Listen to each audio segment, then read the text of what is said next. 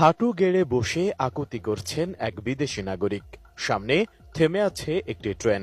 সেই ট্রেনের যাত্রীদের কাছে আর্তনাদ করছেন তিনি। ধারণা করা হচ্ছে মোবাইল হারিয়ে এভাবে হাঁটু গেড়ে বসে তা ফিরে পাওয়ার আকুতি করছেন তিনি।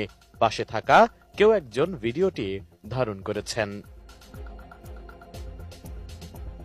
জানা যায় ঘটনাটি ঘটেছে রাজধানীর বিমানবন্দর রেলওয়ে স্টেশনে, যেখান থেকে চীনা এই নাগরিকের মোবাইল ফোন ছিনতাইয়ের অভিযোগ উঠেছে। কিন্তু ৯ আগস্ট ঘটা ওই ঘটনায় পুলিশের কাছে কোনো অভিযোগ জমা পড়েনি, এমনটাই জানিয়েছেন ঢাকা রেলওয়ে থানার ভারপ্রাপ্ত কর্মকর্তা Joynal Abedin.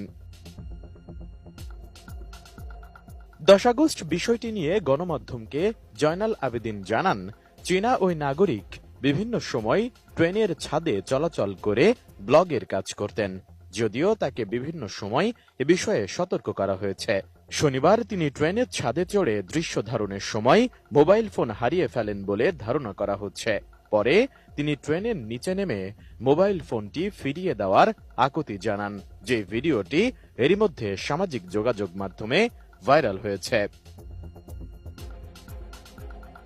Nova LED TV, ঝকঝকে ছবি, নিখুঁত শব্দ, ৫ বছরের ওয়ারেন্টি। নোভা মানি সঠিক মান, নিশ্চিত সেবা।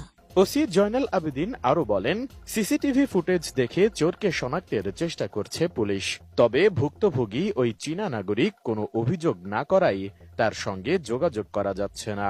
এমন অবস্থায় পুলিশ ভুক্তভোগী ওই বিদেশি নাগরিককেও খুঁজছে। তার সাথে পুলিশ যোগাযোগ করতে পারলে কাজটি করা আরো সহজ হবে বলে জানান তিনি।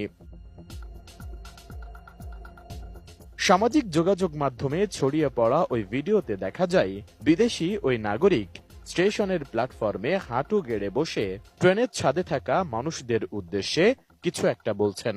এ সময় তার আশেপাশে অনেক মানুষ দেখা যায়।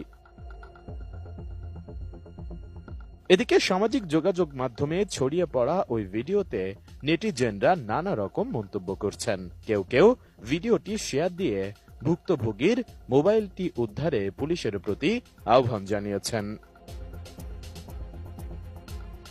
মোহাম্মদ মোবাশ্বিরুল ইসলাম নামে একজন ফেসবুক ব্যবহারকারী লিখেন, আমরা কি আসলেই মানুষ হব না?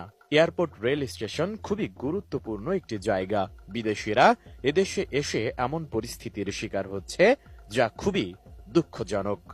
একই সুরে সুর মিলিয়ে কেউ কেউ লিখেছেন, বাংলাদেশের সম্মান রক্ষার্থে এই বিদেশি নাগরিকের মোবাইল উদ্ধার জরুরি।